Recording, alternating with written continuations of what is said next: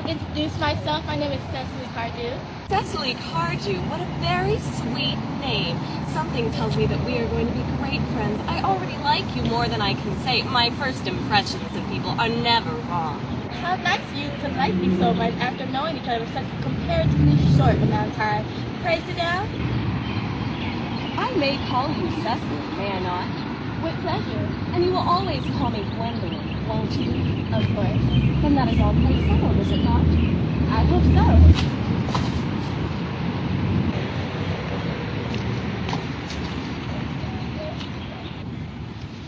Perhaps this might be a favorable opportunity for my mentioning who I am. My father is Lord Bracknell. You've never heard of Papa, I suppose? I don't think so. Outside the family circle, Papa, I am glad to say, is entirely unknown. I think that is quite as it should be. The home, it seems to me, to be the proper place for a man. And certainly, once a man begins to neglect his domestic duties, he becomes painfully effeminate, does he not? And I don't like that. It makes men so very attractive.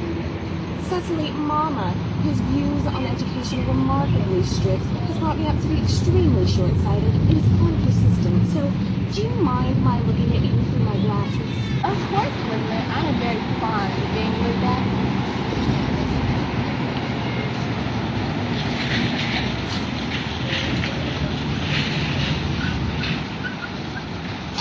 You are here on a short visit, I suppose. Oh no, I live here. Really? Your mother, no doubt, or some female relative of advanced years resides here also? Oh no, I have no mother, or any relations with that. Indeed. You know, my guardian, with the help of Miss Prison, has the atrocious task of looking after me. Your guardian? Yes, I'm Mr. Worthing's ward. Oh! It is strange he never mentioned to me that he had a ward. How secretive of him. He grows more interesting hourly. I'm not sure, however, that the news inspires me with feelings of unmixed delight. Cecily, I am very fond of you. I have liked you ever since I met you. But I am bound to state that now that I know that you are Mr. Worthing's ward, I cannot help expressing a wish you were, well, a little older than you seem to be, and not quite so alluring in appearance. To speak with perfect candor, Cecily, I wish you were full 42 and more than usually plain for your age. Earnest has a strong, upright nature. He's the very soul of truth and honor. Disloyalty would be as impossible to him as deception. But even men of the noblest possible moral character are extremely susceptible to the influences of the physical charms of others. Modern, no less ancient history provides us with many most painful examples of what I refer to. If it were not so, indeed, history would be quite unreadable. Did you say Ernest? Yes. It's not Mr. Ernest Worthing who is my guardian. It is his brother, his elder brother. Ernest never mentioned to me that he had a brother. I'm sorry to say they haven't been close in a very long time. Ah, that accounts for it. And now that I think of it, I have never heard any man mention his brother. The subject seems distasteful to most men. Cecily, you have lifted a load from my mind. I was feeling almost anxious. It would have been terrible if any cloud had come across a friendship like ours, would it not? Of course, you are quite sure that it is not Mr. Ernest Worthing who is your guardian? Yes. In fact, I'm going to be his. I should make it no secret to you. I'm sure a little tiny newspaper will chronicle that next week that Mr. Worthington and I are to be married. My darling Cecily, I think there must be some error.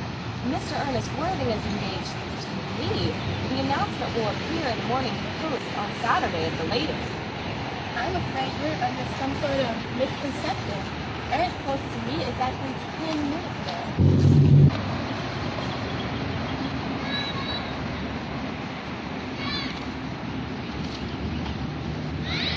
It is certainly very curious, for he asked me to be his wife at 5:30 yesterday afternoon.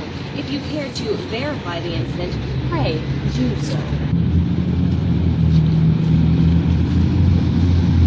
I'm so sorry, my dear Cecily, if it is any disappointment to you, but I have the prior claim. It would distress me more than I can tell you, dearest Gwendolyn, if this has caused you any physical or or emotional distress. But I'm bound to point out that since Ernest has proposed to you, he has clearly changed his mind. Poor fellow has been entrapped into any foolish promise. I shall consider it my duty to rescue him at once and with a firm hand. Whatever unfortunate entanglement my dear boy has gotten into, I will never reproach him when we are married. As an entanglement, you are presumptuous. On an occasion of this kind, it becomes more than a moral duty to speak one's mind. It becomes a pleasure. Do you suggest, Miss Fairfax, that I trapped Ernest into this engagement? How dare you? This is no time for in that shallow master manner. When I see a spade, I call it a spade. I am glad to say that I have never seen a spade. It is obvious that our social spheres have been widely different. Are there many interesting walks in the vicinity, Miss Cardew? Great many. From the top of the hill, where it's quite close, you can see 5 counties. 5 counties? I don't think I should like that. I hate crowds. I suppose that's why you live in town? Personally, I cannot understand how anybody manages to exist in the country. If anybody who is anybody does, the country always bores me to death. This is what the newspapers are calling agricultural depression, is it not? I believe the risks that you see are suffering very much from it. It's almost an epidemic amongst them, is it not? May I offer you some tea, Miss Fairfax? Detestable girl, but I require tea. Sugar? No, thank you. Sugar is not fashionable anymore.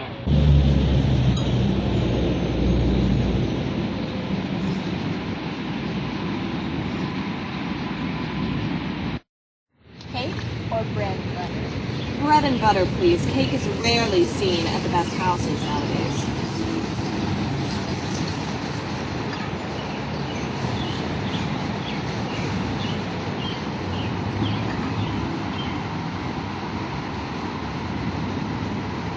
You have filled my tea with lumps of sugar, and though I asked distinctly for bread and butter, you've given me cake. I am known for the gentleness of my disposition and the extraordinary sweetness of my nature, but I warn you, Miss Cardew, you may go too far. To say my poor, trusting, innocent boy, for the maxims of any girl, there are motives which I do not know. From the moment I saw you, I distrusted you. I felt that you were false and deceitful. I am never deceived in such matters. My first impressions of people are invariably right. It seems to me, Miss Fairfax, I am trespassing on your valuable time. No doubt you have similar calls to make in the neighborhood.